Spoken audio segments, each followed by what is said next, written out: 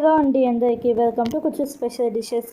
క్యాలీఫ్లవర్తో cauliflower rice ఎలా చేసుకోవాలో చూపిస్తున్నాను. కమ్మగా రుచిగా భలేగా ఉండిద్ది. లంచ్ బాక్స్లో పెట్టాయంటే పిల్లలు చాలా ఇష్టంగా తింటారు, మెతుకు కూడా మిగల్చారు, అంత టేస్టీగా ఉండిద్ది. ఒకసారి తప్పకుండా ట్రై చేయండి. ఎలా చేసుకోవాలో చూపిస్తాను.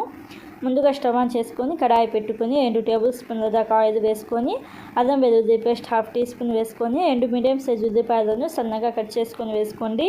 అలాగే 2-3 రెమ్మల కరివేపాకు వేసుకొని ఈ ఉల్లిపాయలు కొంచెం పింక్ కలర్ వచ్చేదాకా ఫ్రై చేసుకోండి. ఉల్లిపాయలు కొంచెం పింక్ కలర్కి వచ్చిన తర్వాత 2-3 పచ్చిమిర్చిని చీలికలుగా కట్ చేసుకొని వేసుకొని ఉల్లిపాయలు గోల్డెన్ కలర్ వచ్చేదాకా ఫ్రై చేసుకోండి. ఉల్లిపాయలు గోల్డెన్ కలర్కి వచ్చిన తర్వాత 2 చిన్న సైజు టమోటాలను సన్నగా కట్ చేసుకొని వేసుకొని పసుపు 1/2 టీ స్పూన్ దాకా వేసుకోండి. అలాగే సాల్ట్ ఒక 1/2 టీ స్పూన్ దాకా వేసుకొని ఒకసారి బాగా కలుపుకోండి. ఇలాగ ఒకసారి బాగా కలుపుకున్న తర్వాత పైన మూత పెట్టేసి టమోటాలు మెత్తగా అయ్యేదాకా ఉడికించుకోండి.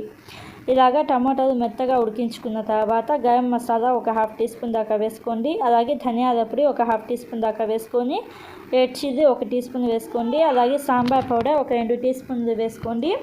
సాంబార్ పౌడర్ లేకపోతే సాంబార్ కారమైనా సరే ఒక 2 టీ స్పూన్లు వేసుకొని టమాటాలు మెత్తగా అయ్యేదాకా ఉడికించుకోండి.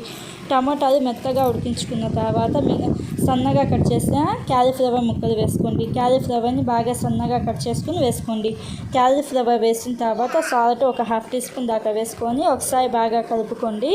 ఇలాగ ఒకసారి బాగా కలుపుకున్న తర్వాత ఒక 1/2 కప్పు దాకా నీళ్ళని వేసుకొని ఇంకొకసారి బాగా కలుపుకొని పైన మూత పెట్టేసి మీడియం ఫ్లేమ్లో ఒక 8 నిమిషాల పాటు ఉడికించుకోండి.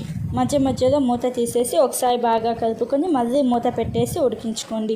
8 నిమిషాలకి క్యాలీఫ్లవర్ అనేది మనకి మంచిగా ఉడుకుతుంది. అలాగే గ్రేవీ మరీ ఎక్కువగా కాకుండా ఇలాగ కొంచెం ఫ్రైగా ఉండిద్ది. ఇలాగ క్యాలీఫ్లవర్ అనేది మంచిగా ఉడికిన తర్వాత మిగిలిపోయిన అన్నం లేకపోతే వేడి అన్నం ఇలాగ విడివిడిగా చేసుకొని వేసుకోండి. అన్నం వేసేసి సాల్ట్ ఒక 1/2 టీ స్పూన్ దాకా వేసుకొని అంతా కలిసేటట్టుగా ఒకసారి బాగా కలపండి. ఇలాగా ఒకసారి బాగా కలుపుకున్న తర్వాత ఉప్పు కారం సరిపోయిందో లేదో చూసుకొని అడ్జస్ట్ చేసుకోండి. అలాగే సన్నగా కట్ చేసిన కొత్తిమీర కరివేపాకు వేసుకోండి. కొత్తిమీర కరివేపాకు వేసుకొని ఇంకొకసారి బాగా కలపండి.